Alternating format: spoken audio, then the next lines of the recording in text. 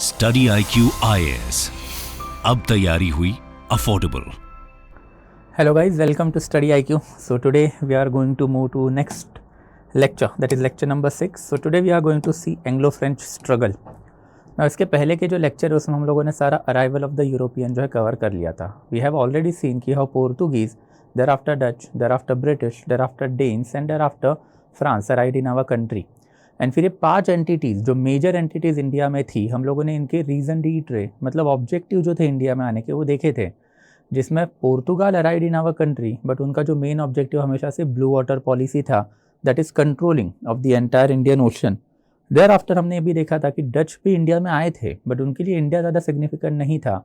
They were much more interested in Indonesia, जहाँ का spice trade उनको जो है चाहिए था. वैसे ही Britishers arrived in our country and they were really interested in our country because India छोड़ के बाकी की एज सच कोई बड़ी कंट्री जो है इस एरिया में बची नहीं थी जिसको वो कैप्चर कर पाए. Same thing happen even for the French who arrive very late somewhere around 1664 in our country. And thereafter फिर अगर हम लोग डेन्स की बात करें तो Denmark as a neutral country कभी यूरोपियन सुपर पावर थी ही नहीं. और हमने देखा भी था कि जो गोल्डन पीरियड था डेनमार्क का, that golden period was because of the corruption and smuggling that was carried out by the British East India companies officials. And that's why Danish भी इंडिया में ज़्यादा टिक नहीं पाए. तो ultimately it boil down in between Britain and France कि ये दोनों ही main contender थे इंडिया के, एंड फिर ये दोनों के बीच में कोई ना कोई तो एक स्ट्रगल एनस्यू होने ही वाला था. So today we are going to talk about that. But before moving ahead, ये जो पीपीटी है you will be getting on the Telegram channel, and अगर आपको कोई भी डाउट रहेगा that you want to ask me directly then feel free to reach out to me on the Instagram channel of ours. तो let's move ahead guys, आगे बढ़ लेते हैं एक एक करके. ना सबसे पहले जो एंग्लो फ्रेंच राइवलरी जो है उसका कुछ एक बैकग्राउंड जो हम लोग को देखना पड़ेगा. टॉकिंग ऑफ बैकग्राउंड, देन जो French company and thereafter English East India Company जो थी, both of this company believed in the heavy mercantile policies. तो heavy mercantile policies in the sense that जो ट्रेडिंग पॉलिसीज है those, in the sense mercantilism मतलब age of exploration, कि आप नए नए एरिया एक्सप्लोर करो एंड वहाँ का मार्केट जो अपने अंडर लेके आओ. ऑब्वियसली नए नए एरियाज एक्सप्लोरेशन का जो एस्पेक्ट है वो 15th सेंचुरी ऑनवर्ड ही पूरे यूरोप में चल रहा था. हमने देखा था कि 15th सेंचुरी में fall of Constantinople and after fall of Constantinople multiple European nations ने एक्सप्लोरेशन चालू कर दिए थे, जिसमें बाय एंड लार्ज पूरे इंडिया की जितनी भी कंट्रीज़ है at that time they were divided among the European colonial power. And इसमें इंडिया भी एक सिग्निफिकेंट था. France as well as Britain दोनों के लिए इंडिया में पावर जो है बढ़ानी थी. And that's why mercantile capitalism के चक्कर में ये दोनों एक दूसरे के सामने जो है खड़े हो गए. एंड फिर ये दोनों जब एक दूसरे के सामने खड़े होंगे देन ऑब्वियसली इनमें झगड़े जो है वो बढ़ेंगे ही बढ़ेंगे. धीरे धीरे यही मर्केंटाइल कैपिटलिज्म जो है इसमें क्या हुआ, इंडियन पॉलिटिक्स का एंट्री भी हुआ. इन द सेंस दैट कि जब 15th-16th सेंचुरी में ये लोग इंडिया में आए हुए थे तो एट दैट टाइम इंडिया में कुछ पावरफुल रूलर बैठे हुए थे. And that's a trade concession के नाम पे इनको सिर्फ और सिर्फ टैक्स फ्री ट्रेड का ही माल जो है या फिर टैक्स फ्री ट्रेड ही ज़्यादा से ज़्यादा मिल पा रहा था. बट ऑब्वियसली प्राइवेट एंटरप्राइजेस है एंड प्राइवेट एंटरप्राइजेस को सबसे इंपॉर्टेंट होती है मोनोपोली. एंड ये मोनोपोली लेने के लिए ही धीरे धीरे they started to interfere into the politics. ये सबसे पहले जो ड्यूप्लेक्स ने ही चालू किया था, फ्रेंच लोगों ने चालू किया था. एक पर्टिकुलर किंगडम है, ये पर्टिकुलर किंगडम में सिर्फ अपना ही माल आना चाहिए या फिर ये किंगडम से जो माल निकल रहा है वो सिर्फ यूरोप में हम ही लेके जानी चाहिए. And for that aspect befriending with the local political ruler and local political rulers के साथ अच्छे रिलेशन मेंटेन करके वो मोनोपोलिस्टिक टेंडेंसी लाने का काम जो है इन्होंने धीरे धीरे चालू कर लिया. एंड फिर यही एस्पेक्ट में इन लोगों का झगड़ा जो है फ्रांस एंड आफ्टर ब्रिटेन का बढ़ा. एंड ऑब्वियसली फ्रांस ब्रिटेन के झगड़े में सिर्फ और सिर्फ इंडिया ही नहीं था, पूरा पूरा यूरोप भी था. यही पीरियड है जब basically France as well as Britain की पावर यूरोप में भी बढ़ रही थी. And both of this countries were at loggerhead with each other because of the control over Europe. And in that capacity वहाँ पे जो राइवलरी चल रही थी मेन लैंड यूरोप में, उसका एक ऑफशूट इंडिया में भी पड़ा है. इंडिया में भी इनकी राइवलरी चल ही रही थी. बट जो मेजर वॉर हुए, ये सारे मेजर वॉर जो है उसका रीज़न जो है by and large European rivalry ही रहा है. And precisely first Anglo French war and third Anglo French war ये तो यूरोपियन रीजन की वजह से ही चालू हुए थे, जो आज हमको देखने भी है. एंड अल्टीमेटली दोनों के बीच में जो विनर होने वाला था, ही वॉज द रियल और it was the real contender of the Indian throne. Because Indian power जो है by this time were weaken. इनके बारे में हम लेटर ऑन पढ़ेंगे, टुमारो ऑन, और हम लोग को वहीं पे जाना है कि later Mughal, successor state and rebel state, इनमें एग्जैक्टली प्रॉब्लम या फिर जो इंटरनल डीके जो है वो सेट इन कैसे हुआ. ये इंटरनल डीके या फिर इंटरनल स्ट्रेस की वजह से ही इंडिया के कोई भी रूलर जो है ये यूरोपियन पावर के सामने खड़े नहीं हो पा रहे थे। एंड दैट्स व्हाई इंडिया में जो पावर इंटरेस्ट लेगा वो ऑब्वियसली वही पावर इंडिया को कैप्चर करने की हैसियत भी रखेगी। Portugal, Dutch and thereafter even Danes जो है इन्होंने ये इंटरेस्ट एज सच कभी लिया ही नहीं। They were not that capable in India. But France and thereafter Britain जो है इस पीरियड ऑफ टाइम में यूरोप में ही सुप्रीम नहीं बन रहा था, तो पूरे वर्ल्ड में सुप्रीम बन रहा था। और ये दोनों कंट्रीज ने इंडिया में इंटरेस्ट लेना भी चालू किया because they were late entrant into the colonial race. अगर ये पहले आते तो शायद ये लोग भी जो है चाइना या फिर इंडोनेशिया ये वाले एरिया में ज़्यादा इंटरेस्टेड रहते। बट अब वो वाले एरिया जो है डच लोगों के हाथ में पड़ चुके थे and that's why this people started to take interest in India. यही पीरियड में मुगल का डिटेरियोरेशन इंडिया में हो रहा था एंड अल्टीमेटली सारे फैक्टर का क्यूमुलेशन कहाँ पे आया, देन फिर defeat of the Indian power या फिर ब्रिटिश कॉन्क्वेस्ट ऑफ इंडिया में। तो धीरे धीरे वो वाले एस्पेक्ट जो है कवर अप करवा देंगे। बट पहले एक एक करके देखेंगे। आज फ्रांस एंड thereafter जो ब्रिटेन है that is Anglo French rivalry उसकी बात करनी है। तो सबसे पहले जब एंग्लो फ्रेंच राइवलरी की बात करेंगे आपको 17-18 सेंचुरी का इंडिया जो है वो तो पता होना ही चाहिए ना। 17-18 सेंचुरी के इंडिया की बात करें तो लेटर ऑन इसके ऊपर इलेबोरेटली बातें तो करेंगे ही। बट सबसे पहले जो आपको ध्यान में रखना है इज दैट कि ये पूरी राइवलरी जो है वो साउथ में प्ले आउट हुई थी। कार्नाटिक वाला एरिया जो है वो ज़्यादा सिग्निफिकेंट था एंड कार्नाटिक वाला एरिया जो है वो आपको साउथ में दिखेगा। तो this is basically the Carnatic वाला एरिया। एक ज़माने में ये कार्नाटिक वाला एरिया निज़ाम के अंडर था। तो ये जो निज़ाम की जो डोमिनियन थी वही कार्नाटिक के अंडर थी। बट कार्नाटिक जो है बेसिकली दोस्त मोहम्मद के अंडर इंडिपेंडेंट बन चुका था बाय 1720-1730। यही दोस्त मोहम्मद का जो सक्सेसर है it was Nawab Anwaruddin. And ये नवाब अनवरुद्दीन जो है बेसिकली उसके अंडर ही सारा का सारा ये जो first and second Anglo French war जो है वो चालू भी हुआ था। तो एक कार्नाटिक वाला रीजन सिर्फ थोड़ा सा याद रखना है। और इसमें एक चीज याद भी रखो कि कार्नाटिक वाला रीजन सिर्फ इसी कोस्ट पे नहीं है। तो एक रफली छोटी सी एक स्ट्रिप है ना बेसिकली एक गोवा की तरफ भी जाती है इनकी।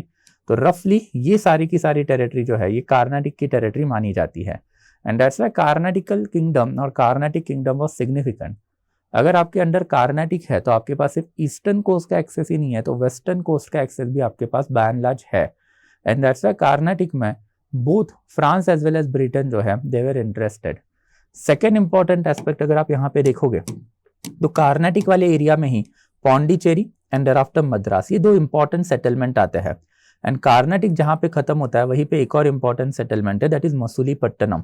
And that's why there was heavy presence of the Britain as well as France in this particular area.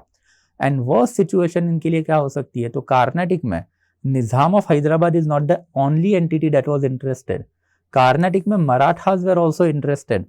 ये मराठास जो है बेसिकली एक जमाने में अगर आपको याद रहेगा मीडिवल इंडिया की सीरीज में हमने देखा था कि शिवाजी महाराज ने रफली दक्खन से लेके ये साउथ इंडिया तक का जो एरिया है ये कैप्चर करके रखा था। And hence Marathas always had that hereditary claim over the south Indian territory and that was the deadly combination जिसके सामने फ्रांस एंड ब्रिटेन आके अल्टीमेटली खड़े हुए। उनके लिए ये प्राइम पोजीशन था। अगर 1730, 1740, 1750s की बात करें तो नॉर्थ इंडिया में अभी भी मुगल्स बैठे हुए थे।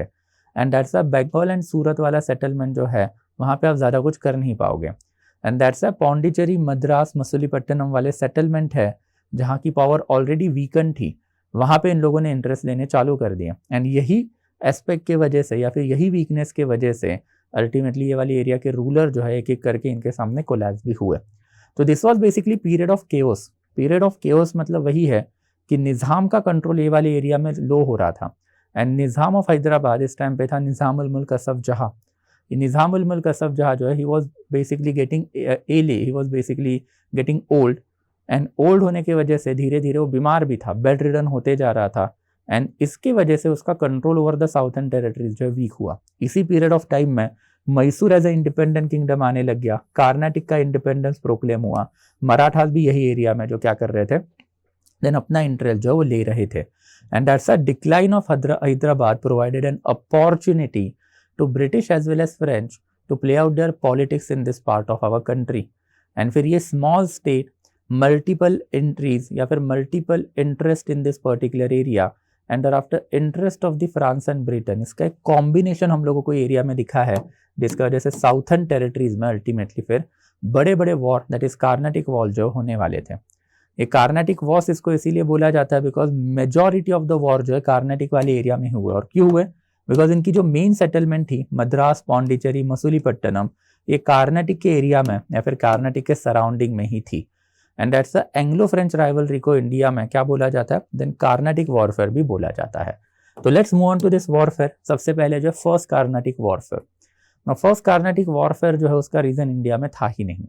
उसका रीजन जो है वो सारा का सारा कहाँ पे था? देन यूरोप में था। यूरोप में एक बैटल ऑफ सक्सेशन हुआ ऑस्ट्रिया के लिए। अब इन डिटेल तो इसमें नहीं जाना है, this is something for the history optional student.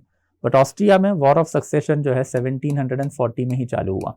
नाम याद नहीं रखने, बस मैं आपको स्टोरी बता देता हूँ। तो रूलिंग किंग था ऑस्ट्रिया का, he died and after his death throne जो है किसके पास जाना चाहिए, इसमें बेसिकली क्या हो गया? झगड़े चालू हो गए। And there were two claimant, ruling king जो है उसका सगा छोटा भाई, एंड देयर आफ्टर दूसरा जो है जो एक अर्स्टवाइल किंग था उसकी बेटी, एंड फिर अर्स्टवाइल किंग की जो बेटी है दैट इज थेरेसा, उसको ब्रिटेन ने सपोर्ट किया। एंड जैसे ब्रिटेन ने थेरेसा को सपोर्ट कर दिया तो जो एग्जिस्टिंग किंग जो मरा है उसका छोटा भाई था दैट इज चार्ल्स, उसको फ्रांस ने सपोर्ट कर दिया। And that is how this battle of succession in Austria played it out. It is Austria not Australia, तो गलती से भी इसको ऑस्ट्रेलिया कंसिडर नहीं करना है। ऑस्ट्रिया जो है ये बेसिकली यूरोप के उस जमाने में काफ़ी सिग्निफिकेंट कंट्री थी और यूरोप का one of the biggest empire जो है दैट इज हैब्सबर्ग एम्पायर, इसका कोर एरिया था ऑस्ट्रिया। तो ऑस्ट्रियन हंगेरियन एम्पायर भी बोला जाता है या फिर हैब्सबर्ग एम्पायर भी बोला जाता है। और इसका internal problem became the problem of Europe, because अगर हैब्सबर्ग एम्पायर आपके पास है तो हैब्सबर्ग एम्पायर के अंडर ही पूरा का पूरा रोमन कैथोलिक चर्च भी था। एंड दैट्स व्हाई जो बंदा हैब्सबर्ग डायनेस्टी को हेड करेगा अगर वो आपके साइड में है तो रोमन कैथोलिक चर्च आपके साइड में है। एंड फिर कोई भी क्रिश्चियन एम्पायर यूरोप का उस जमाने में यही चीज़ चाहता था। जैसे हमने मीडियल में देखा था कि इंडिया के इस्लामिक किंग के एरिया हमेशा से ही एक ड्रीम रहा है कि मक्का मदीना वाला एरिया अपने अंडर आए, वही वाला एस्पेक्ट है ये। तो ये Austrian war of succession ultimately cause problem. ये 1740 से ही चल रहा था, बट 1740s ऑनवर्ड जो है भले ये वॉरफेयर चल रहा था फिर भी किसी की इंडिया में हिम्मत नहीं हुई कि वॉरफेयर चालू करें। It was only in 1746 the things went out of hand. And ये आउट ऑफ हैंड जाने के पीछे का रीजन जो है दैट इज निजामुल मुल्क असफ जहां,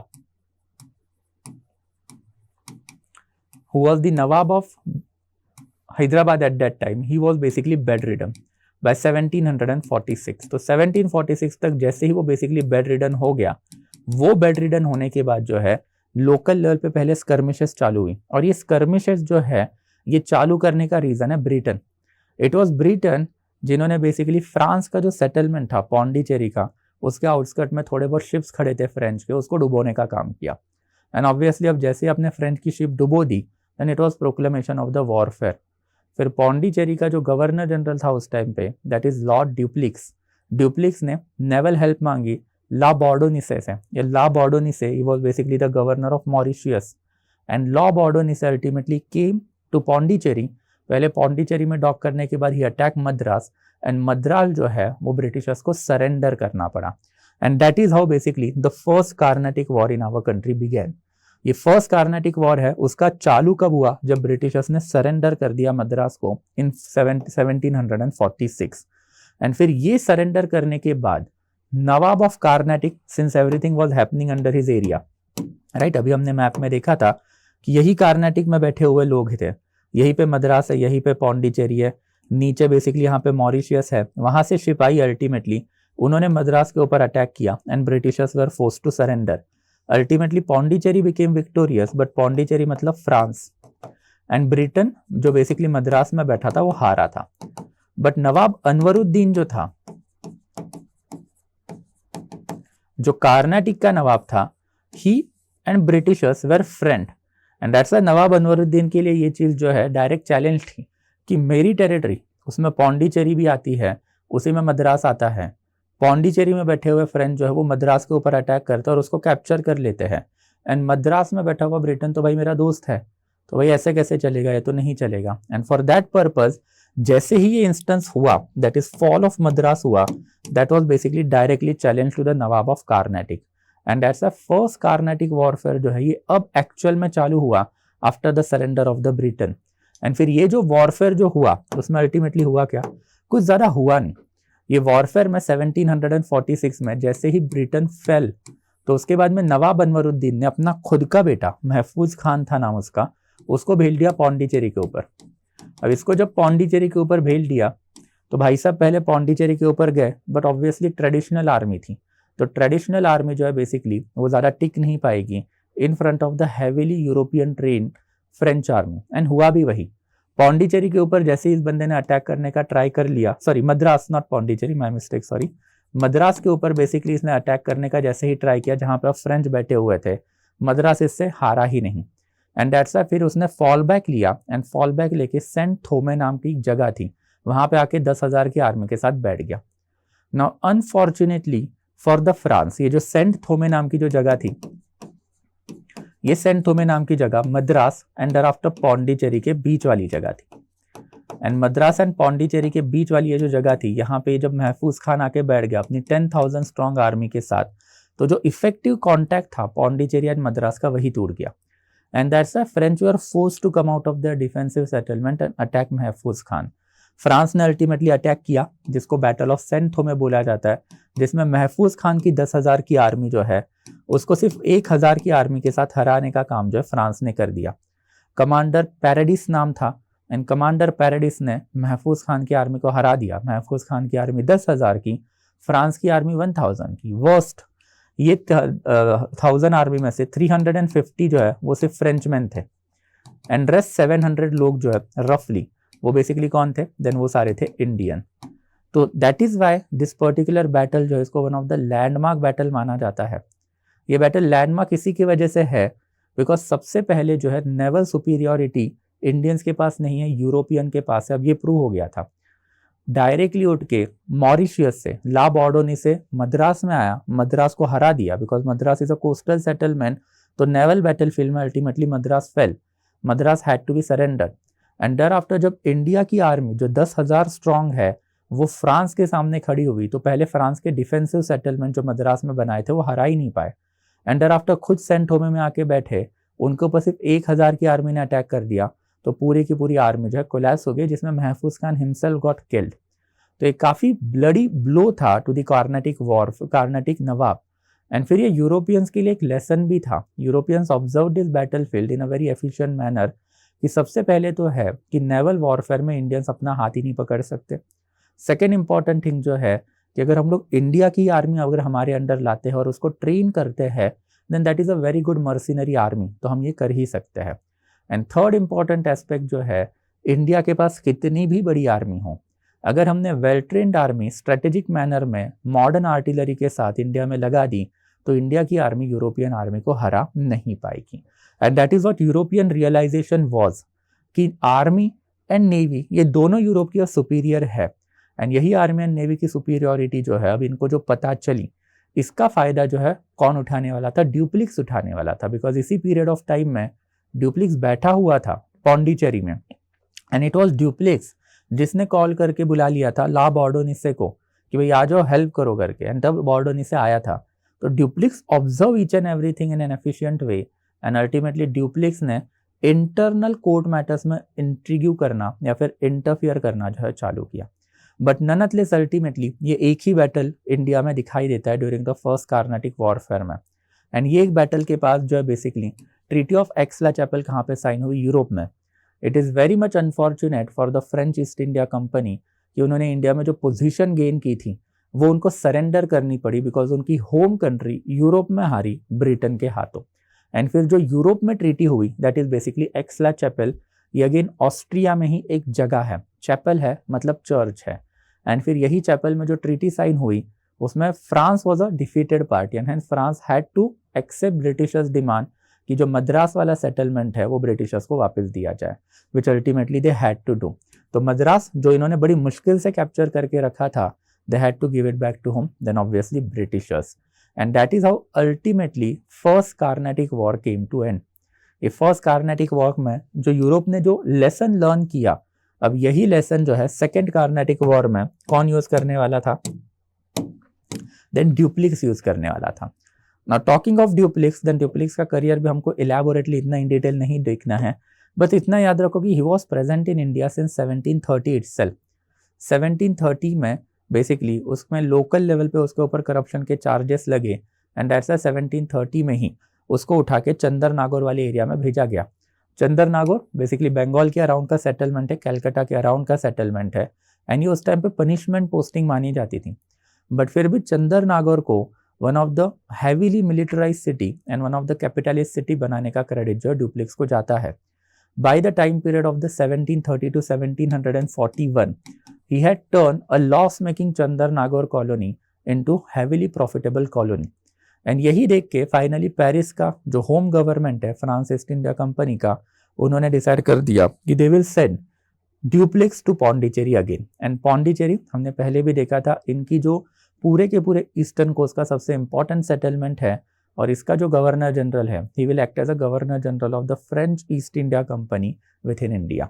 एंड ये वाली पोस्टिंग उसके हाथ में आ गई, तो उसके बाद में उसने अपनी जो डिप्लोमेटिक पॉलिसी है धीरे धीरे खेलना चालू किया। He was the Governor General of Pondicherry even during the first Anglo-Carnatic War,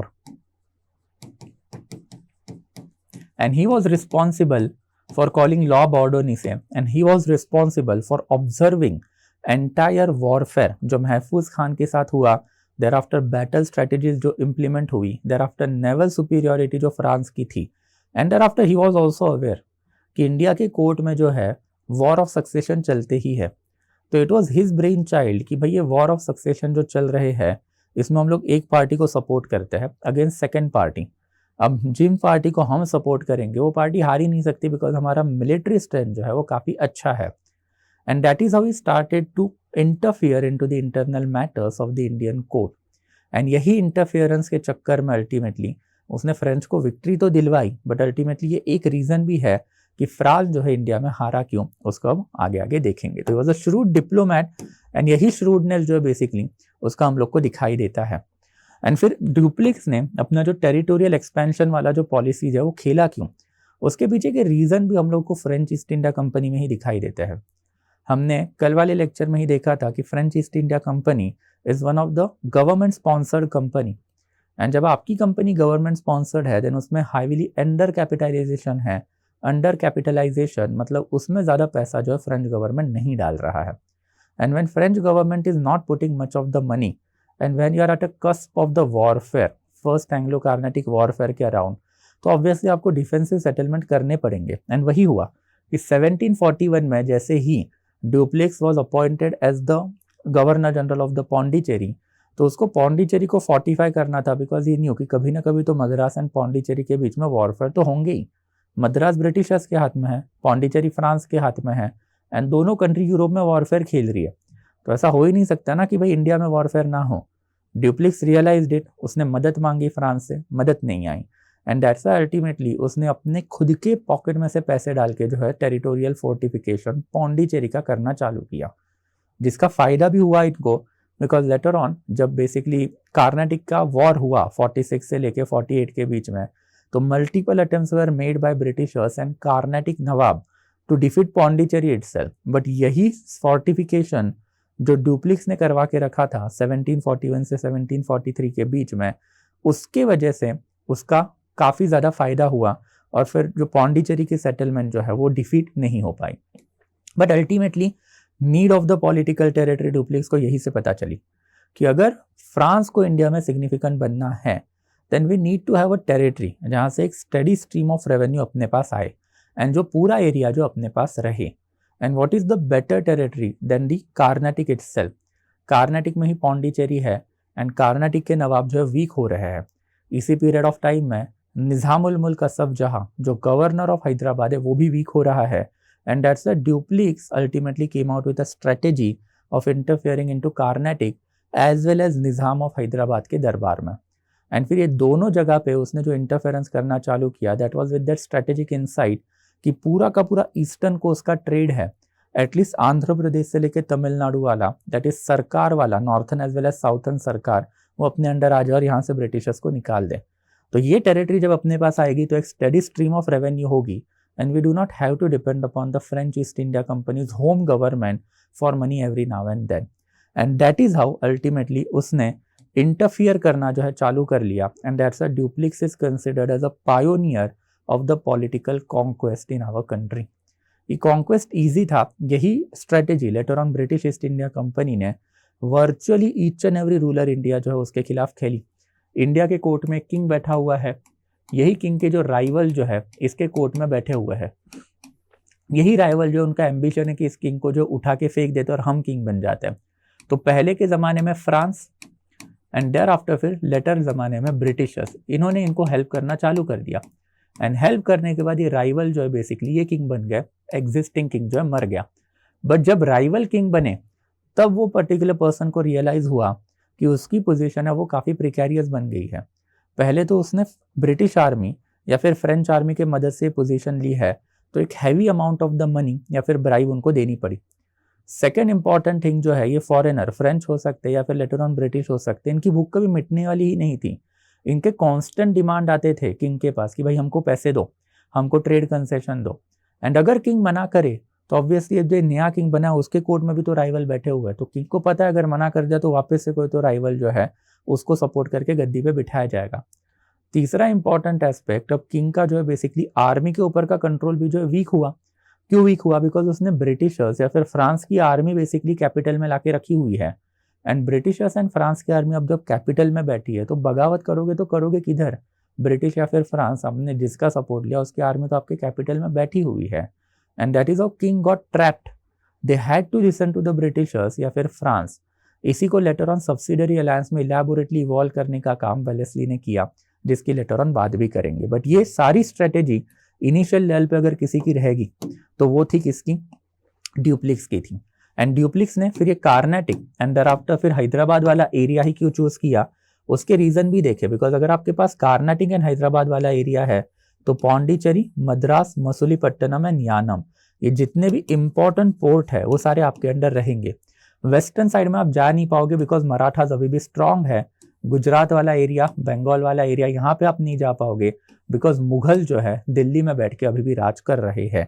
and that's why ड्यूप्लिक्स जो है उसने ये वाले एरिया चूज किए। And thereafter Carnatic, and Carnatic के साथ साथ फिर निज़ाम, ये दोनों एरिया जो है इसके इंटरनल पॉलिटिक्स में इसने इंटरफियर करना जो है वो चालू कर दिया।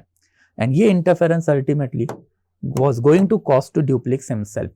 तो टॉकिंग ऑफ दिस इंटरफेरेंस, सबसे पहले अगर हैदराबाद की अगर हम लोग बात करें, this is basically the territory of the Hyderabad.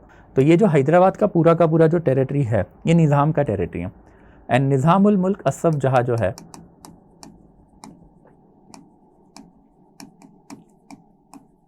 he was the founder of this entire Hyderabad का किंगडम। he died in 1748।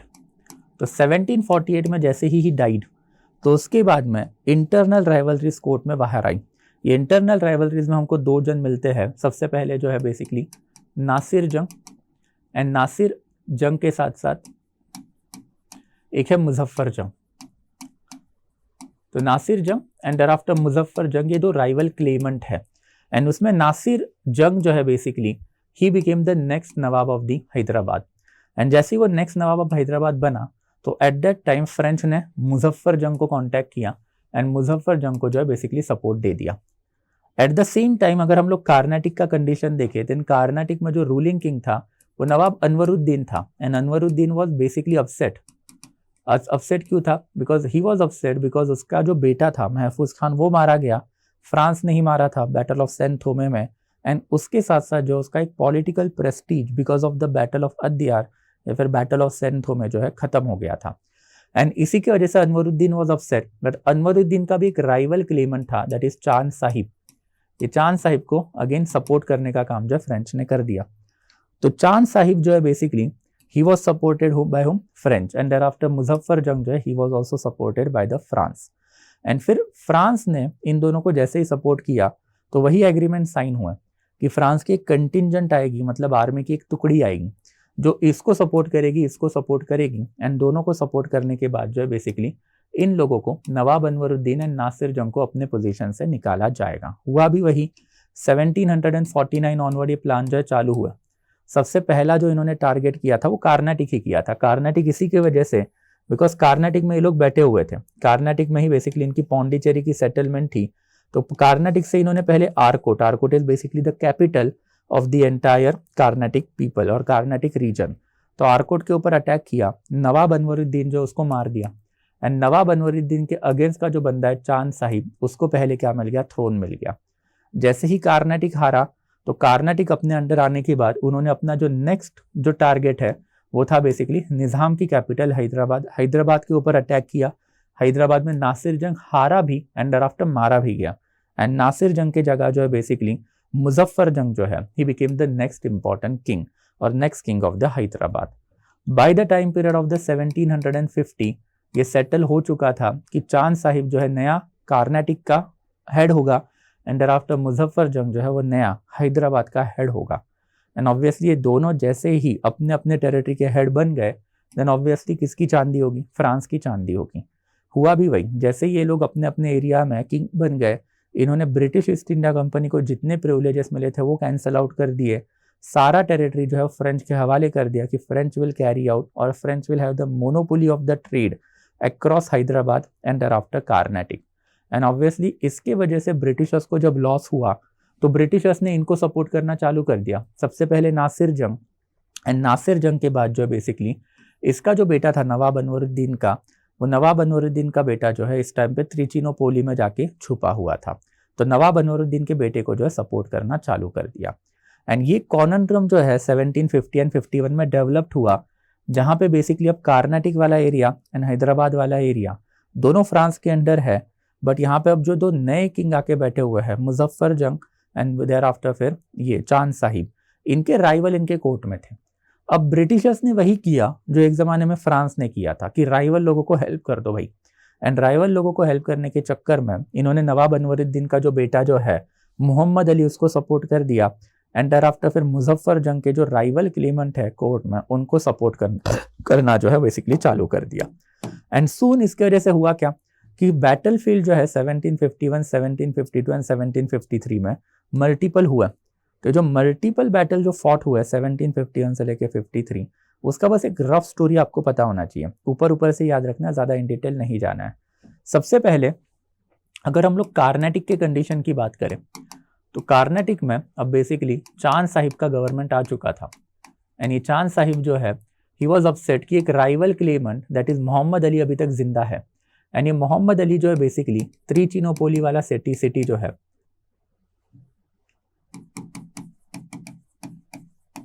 जिसको उस जमाने में त्रिची बोला जाता था, वहां पे जाके छुप के बैठा है। एंड दैट्स व्हाई चांद साहिब अपनी कैपिटल आरकोट इसको छोड़ के जो है चला गया त्रिचिनोपोली। त्रिचिनोपोली को इसने बिसीज कर लिया। बिसीज कर लिया मतलब एक घेराव डाल के बैठ गया।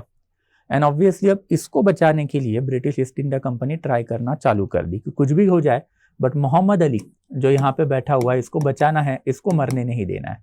बट ऑब्वियसली आप डायरेक्टली जाके अब चांद साहिब के आर्मी के ऊपर अटैक करोगे तो गड़बड़ होगी, बिकॉज चांद साहिब की आर्मी काफ़ी सिग्निफिकेंट है, बड़ी है और उसको फ्रांस का सपोर्ट भी है। तो in this critical juncture it was Robert Clive was basically mayor clerk in the Madras government या फिर मद्रास कंपनी। एंड मद्रास की जो फैक्ट्री थी वहाँ पे क्लर्क था, इसने सजेस्ट किया कि भाई मेरे को अपॉर्चुनिटी दो। What we are going to do is that we will attack Arcot जो अनडिफेंडेड है, बिकॉज चांद साहिब नीचे त्रिचिनोपोली में जाके बैठा हुआ है। तो आरकोट के ऊपर मैं अटैक करता हूँ एंड जैसे ही आरकोट के ऊपर अटैक करूंगा देन चांद साहिब रिटर्न आने की कोशिश करेगा और रास्ते में जो है basically we will keep an hindrance and यही हिंड्रेंस में will try to kill Chand Sahib. The strategy was beautifully executed. सबसे पहले रॉबर्ट क्लाइव जो है सिर्फ 500 सोल्जर के साथ उसने आरकोट पे अटैक किया, आरकोट को कैप्चर कर लिया। जैसे ही आरकोट को कैप्चर करने की खबर चांद साहिब को मिली जो त्रिचिनोपोली में बिसीज करके बैठा हुआ है मोहम्मद अली को, he had no other option but to come back because उसका कैपिटल अंडर अटैक था। एंड जैसे वो वापस आने चालू हो गया देन रास्ते के ऊपर ब्रिटिशर्स ने अपने सेटअप लगा के रखे थे, एम्बुश लगा के रखे थे, जिसमें ultimately he got trap and he got killed. And जैसे ही चांद साहिब मर गया देन ऑब्वियसली वहाँ से कौन आया, मोहम्मद अली जो है वो त्रिचिनोपोली से वापस आ गया आरकोट में and with the help of the Britishers, जो ब्रिटिशर्स की आरकोट ब्रिटिशर्स की अंडर थी, with the help of the Britishers Arcot का मतलब पूरे कार्नाटिक का नया राजा जो है मोहम्मद अली बन गया। इसी पीरियड ऑफ टाइम में अगर हम लोग बेसिकली इवन हैदराबाद भी देखें तो हैदराबाद जो है बेसिकली हैदराबाद में मुजफ्फर जंग जो है he died because of the internal problem, बीमार था, इंटरनल प्रॉब्लम की वजह से ही मरा। एंड मुजफ्फर जंग के बाद जो है बेसिकली उसी का बेटा दैट इज सालाबाद जंग, इसको थ्रोन पे बिठाने का काम जो है फ्रेंच आर्मी कमांडर बस्सी, जो यही मिलिट्री कमांडर था किसका, तो ड्यूप्लिक्स का, एंड बैठा कहाँ पे था, तो निज़ाम के कोर्ट में जाके बैठा था हैदराबाद में, उसने किया।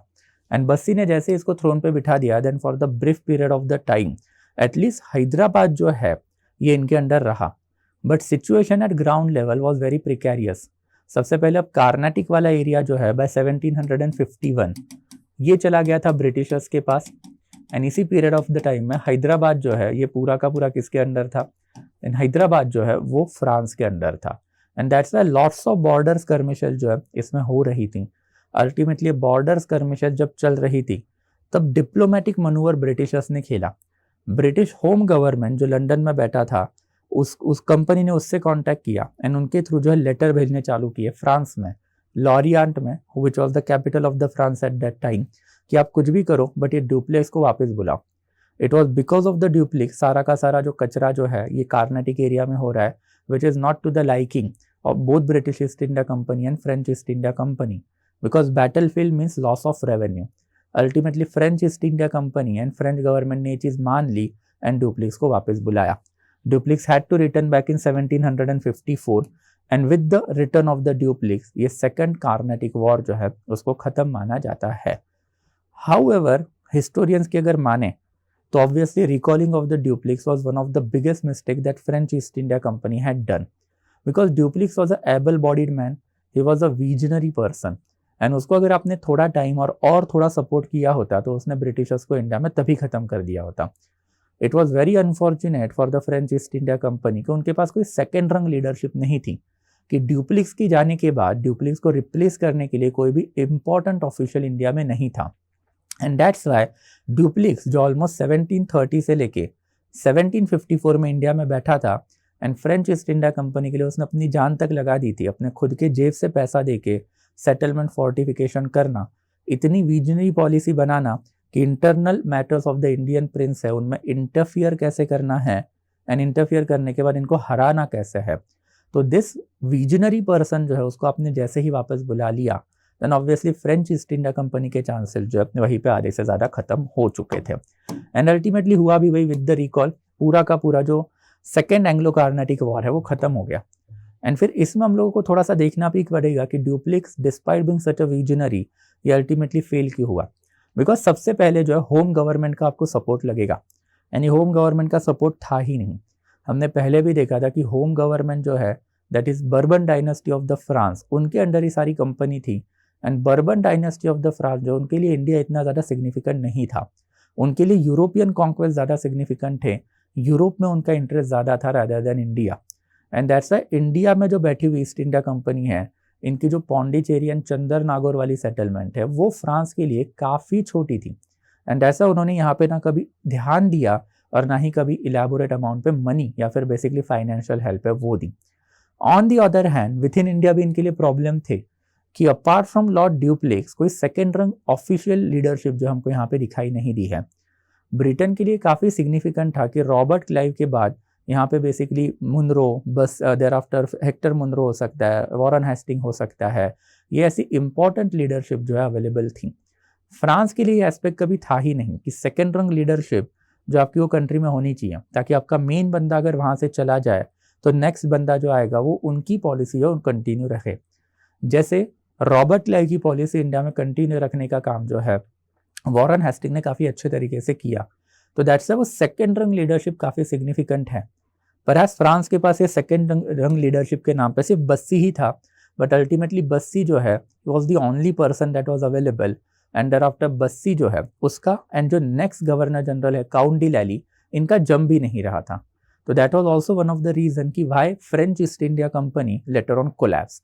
But even during time of the Dupleix, ये ड्यूप्लेक्स का खुद का भी लिमिटेशन था कि he failed to nurture that second rung leadership within East India Company of France within our country. तो इसके वजह से भी they lost out. And thereafter financial resources, पैसा नहीं है तो भाई कुछ भी नहीं है।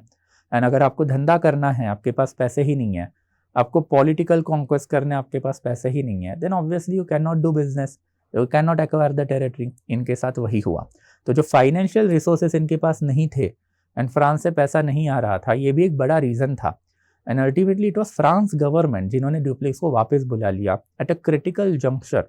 बाय 1754 इनके हाथ से हैदराबाद गया हुआ नहीं था, हैदराबाद इनके अंडर ही था।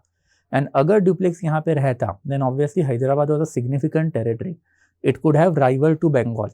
ये हमेशा से ही एलिगेशन लगाया जाता है फ्रांस के ऊपर कि दे बेसिकली सॉट रेफ्यूज इन पौंडीचेरी, जबकि ब्रिटिश के हाथ में बंगाल आया।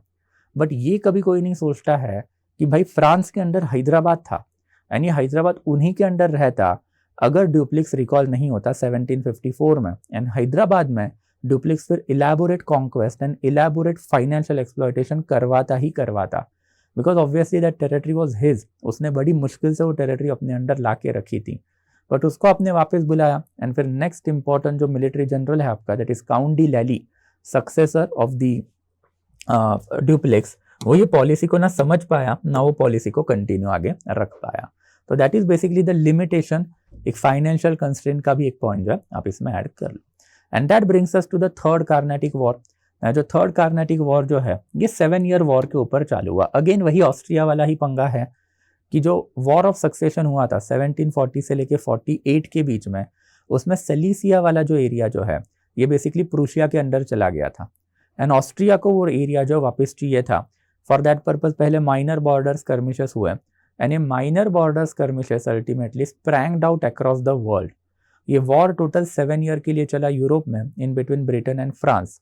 इसी के वजह से इसको 7 ईयर वॉरफेयर भी बोला जाता है। एंड ऑब्वियसली जब वहाँ पे वॉरफेयर होगा तो इंडिया में भी वॉरफेयर होने ही वाला है, और वो हुआ भी।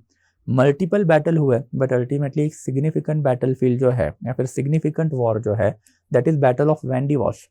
वैंडीवॉश ये बेसिकली टेरिटरी है इन मॉडर्न डे तमिलनाडु, जहाँ पे वॉरफेयर हुआ ब्रिटेन के साइड से Eyre Coote, and thereafter France के साइड से फ्रांस का जो मिलिट्री कमांडर था, गवर्नर जनरल था, that is count de Lally, he was there. And ultimately Lally got defeated.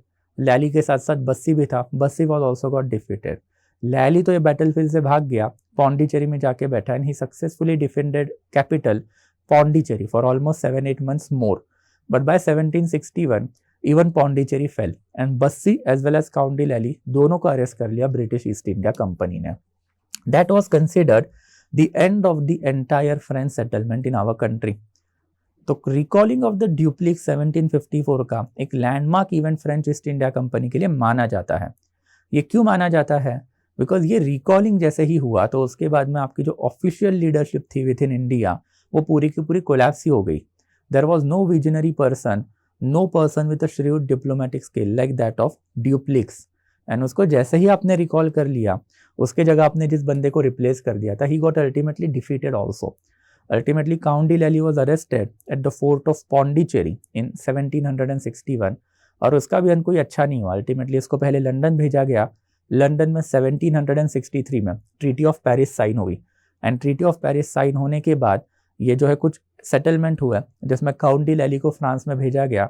And count de लैली के ऊपर वही एलिगेशन लगा कि आपके वजह से पूरी इंडिया की टेरिटरी हमारे अंडर गई है, and ultimately he was executed in 1766।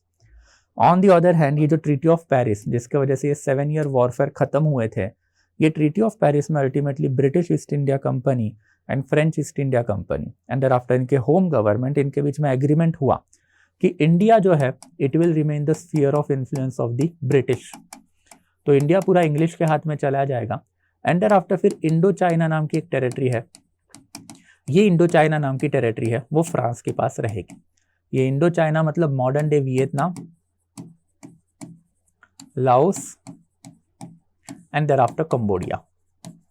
तो ये वाली जो टेरिटरी जो है अल्टीमेटली फ्रांस की स्फीयर ऑफ इन्फ्लुएंस रहेगी, इंडिया जो है वो इंग्लिश का स्फीयर ऑफ इन्फ्लुएंस रहेगा। बट स्टिल इंडिया में जो बेसिकली पौंडीचेरी वाला टेरिटरी है, ये पौंडीचेरी वाला टेरिटरी फ्रांस के अंडर ही रहेगा। बिकॉज इंडो चाइना में अगर आपको जाना है तो आपको कोई ना कोई तो रिफ्यूलिंग स्टेशन लगेंगे, एंड दैट्स अ पौंडीचेरी वाला एरिया फ्रांस के अंडर रखा गया विद अ कंडीशन कि France will never fortify that area. But फिर भी इसके बाद भी फ्रांस ने फोर्टिफिकेशन ट्राई किया। फोर्टिफिकेशन के साथ साथ जो है बेसिकली पॉलिटिकल टेरिटरियल अनेक्सेशन जो है वो थोड़े से ट्राई भी किए। But by this period of time battle of Berkshire भी हो चुका था, बंगाल एंड बंगाल के साथ साथ अवध एंड मुगल टेरिटरी जो है ब्रिटिशर्स के अंडर आ चुकी थी। तो इवन फ्रांस रियलाइज कि ब्रिटिश ईस्ट इंडिया कंपनी का military might and financial capability बहुत ही ज़्यादा हो गई है, एंड दैट्स फिर 1763 के बाद हार्डली ही France were in position to basically go against Britisher. तो ये जो है सारे एस्पेक्ट के वजह से थर्ड कार्नाटिक वॉर के बाद में जो है French decline in our country can be see. And फिर फ्रांस के अल्टीमेटली हारने के पीछे कुछ रीजन जो है वो भी आपको पता होने चाहिए। सबसे पहला एंड फॉरमोस्ट रीजन अगर कोई रहेगा तो वो फ्रांस का pre occupation in the continental Europe. France always coveted N ounce of territory in Europe rather than gaining an entire colony outside of Europe। ये एलिगेशन एरिक हॉब्सबॉम नाम के एक बड़े हिस्टोरियन हैं जिन्होंने फ्रांस के ऊपर हमेशा से ही लगाया है। फ्रांस की अगर हम लोग एंटायर हिस्ट्री देखें तो 14th सेंचुरी से लेके 20th सेंचुरी तक world war 1 and world war 2 में भी फ्रांस पार्टिसिपेंट था, विक्टोरियस कंट्री था। हर जगह पे फ्रांस जो है बेसिकली उन्होंने यूरोपियन टेरिटरी ही अपने पास रखने का ट्राई किया है। तो दे कोवेटेड और उनके लिए यूरोपियन टेरिटरी जो है वो मोर इम्पॉर्टेंट थी as compare to any of the colonial empire. इसी की वजह से तो उन्होंने कभी ड्यूप्लेक्स को सपोर्ट ही नहीं किया। ड्यूप्लेक्स को सपोर्ट करना मतलब ऑलरेडी जो कंस्ट्रेंड फाइनेंसेस थे फ्रांस के उसको इंडिया में लाना या फिर इंडिया में देना, उसका कोई सेंस ही नहीं था। And on the other hand ultimately यही एस्पेक्ट में British East India company victorious भी हुई कि जब आपकी कंपनी स्टेट ओन्ड होगी जो फ्रांस की थी तो ऑब्वियसली आपको गवर्नमेंट के ऊपर डिपेंड होना पड़ेगा फाइनेंस के लिए।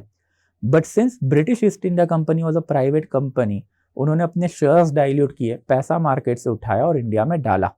It was British East India company जिन्होंने रॉबर्ट क्लाइव जैसे बंदे को जो है क्लर्क से मिलिट्री कमांडर भी बना दिया, मतलब मेरिटोक्रेसी भी प्रमोट की। And it was British East India company जिन्होंने अपने ऑफिशियल जो इंडिया में थे पहले के ज़माने में Robert Clive, thereafter Warren Hasting and second rung leadership like Eyre Coote, Hector Munro, इनको इलेबोरेटली सपोर्ट भी किया। एंड सपोर्ट जो है मोरल ही नहीं था, फाइनेंशियल भी था।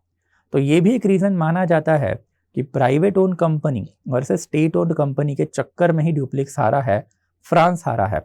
बिकॉज फ्रांस में अगर वो थिंकिंग होती कि क्रिटिकल जंक्शर के ऊपर या फिर क्रिटिकल जंक्शर में ये लोग अगर अपनी कंपनी को फाइनेंशियल सपोर्ट करते तो शायद ये नौबत इनके ऊपर ना ही आती। Thereafter different system of the government, ये भी एक रीज़न माना जाता है कि France at that time belong to the ancient regime. Ancient regime मतलब फ्रांस जो है इस पीरियड ऑफ टाइम में बेसिकली पूरी की पूरी मिडिएवल मोनार्कियल कंट्री थी। एंड ब्रिटेन की अगर हम बात करें तो ब्रिटेन में 1688 में ही ग्लोरियस रेवोल्यूशन हो चुका था। एंड ग्लोरियस रेवोल्यूशन के बाद ब्रिटेन जो है मॉडर्न कंट्री और कॉन्स्टिट्यूशनल मोनार्की की तरफ बढ़ चुका था। तो ये भी एक रीज़न था कि ब्रिटिश मोनार्क जो है they could not much interfere into the affairs of the company, despite company was capturing entire India later on.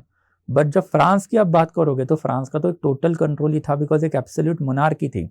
And absolute monarch के अंडर अगर आपकी कंपनी है देन ऑब्वियसली मोनार्क की ही सारी चीज़ें जो है वहाँ पे चलेगी, which is bad for your company. Thereafter seat of power, ये मैंने आपको बोला था रीज़न डालने के लिए तो डाल सकते हो, बट काउंटर भी हमने देखा था कि भले ही फ्रांस के ऊपर ये एलिगेशन लगाया जाता है कि they sought power in Pondicherry जहाँ पे कुछ नहीं है, but basically majority of the people fail to understand कि बेसिकली पौंडीचेरी के साथ साथ कार्नाटिक एंड देयरआफ्टर हैदराबाद, ये दोनों इंपॉर्टेंट एरिया इन्होंने कैप्चर करके रखे थे। और Hyderabad was Indeed one of the richest state at that period of the time. ये निज़ामुल मुल्क मतलब पूरा इंडिया का जो निज़ाम था उसके बेसिकली अंडर ये पूरा किंगडम बना था, Asaf Jah. And that's it was replete with money. इसका फ़ायदा जो है 1749 से 1751 के बीच में फ्रांस को हुआ, जब उन्होंने बहुत ही heavy amount of money Nizam of Hyderabad से एक्सट्रैक्ट भी किया था मुजफ्फर जंग से। एंड यही चीज़ आपको समझनी पड़ेगी कि पौंडीचेरी वर्सेस बंगाल का जो एस्पेक्ट दिया जाता है उसमें basically Pondicherry lose out, but Pondicherry lose out होने के पीछे सबसे बड़ा रीज़न है that was recalling of the Dupleix at a very critical juncture. अगर वो रिकॉल नहीं होता तो हैदराबाद इन्हीं के अंडर रहता, और अगर हैदराबाद फ्रांस के अंडर रहता तो France had a chance to give a tough, at least tough to the British East India Company. Thereafter अगर हम लोग पॉलिसीज़ की बात करें तो कमर्शियल वर्सेस टेरिटोरियल एम्बिशन ये भी हमको दिखाई देते हैं कि फ्रांस जो है उसके टेरिटोरियल एम्बिशन ज़्यादा थे, उनको कैपिटलिज्म में मज़ा नहीं आ रहा था। क्यों? बिकॉज एब्सोल्यूट मोनार्कियल कंट्री थी, एंड एब्सोल्यूट मोनार्कियल कंट्री में फाइनेंशियल जो है वो राजा के लिए हमेशा अच्छी ही रहता है। तो उसको तो वही लगेगा भाई मेरा फाइनेंस अच्छा है तो मेरे कंट्री का फाइनेंस अच्छा, भले ही जनता वहाँ पे मर जाए। And on the other hand जब आप कमर्शियल कंट्रीज़ की बात करते हो या फिर कमर्शियल एम्बिशन की बात करते हो तो ब्रिटिश ईस्ट इंडिया कंपनी के लिए इंडिया वॉज एवरीथिंग। अगर इंडिया हाथ से चला जाता तो कंपनी पे ताला लगाना पड़ता, and that's why they did everything that was under their disposal for the prevention of the collapse of the East India Company of Britain in our country. And thereafter naval strength भी हमने देखा था कि France and thereafter Britain, इनके बीच में जो naval battlefield है इसमें अल्टीमेटली ब्रिटेन सुपीरियर ही प्रूव हुआ। इसके ऊपर लेटर ऑन देखेंगे, और ऐसा नहीं है कि फ्रांस ने एज आई टोल्ड यू इसके बाद इंडिया में घुसने की कोशिश नहीं की। 1780 से लेके 1790 के बीच में लेटर ऑन फ्रांस में बेसिकली एक नया किंग आया था, that is Louis the 16th। ये लुई द 16 जो है बेसिकली उसने इंडिया में वापस से पॉलिटिकल कॉन्क्वेस्ट करने का सपना देखा था, and for that purpose Nana Phadnavis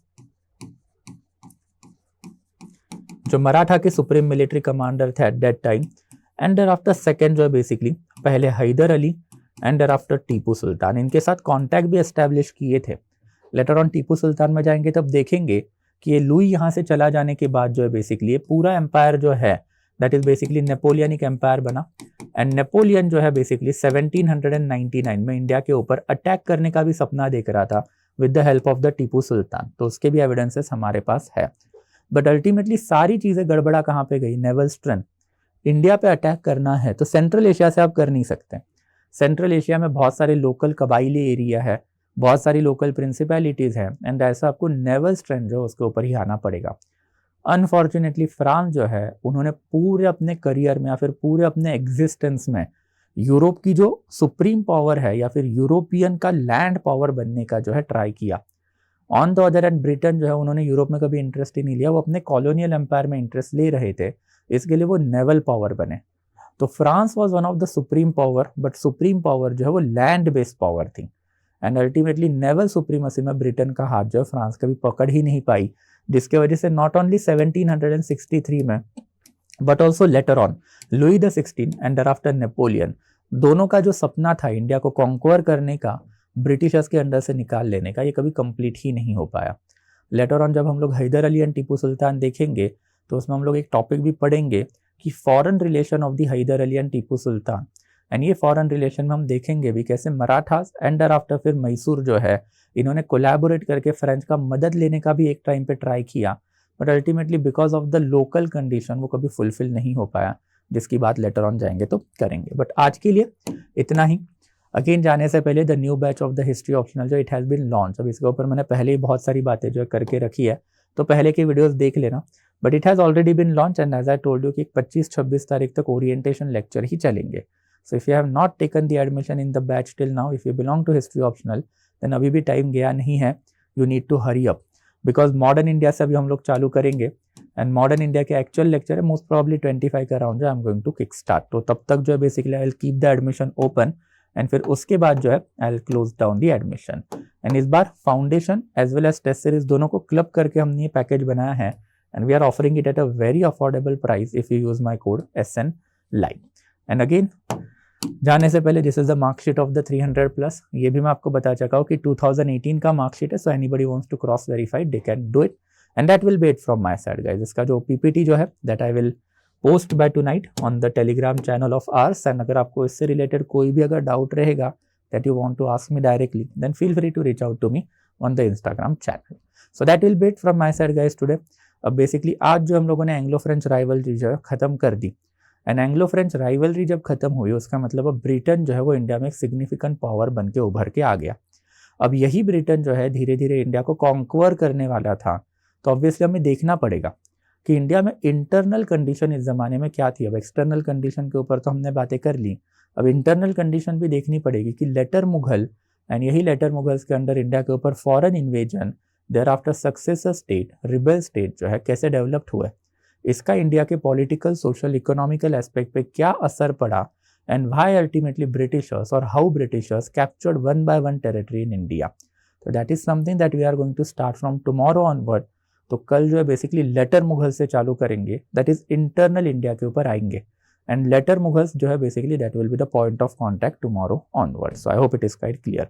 so thank you so much guys. Again जाने से पहले टेलीग्राम चैनल पे you will get the PPT of this entire lecture. So thank you so much guys, I will be stopping the session now. Thank you.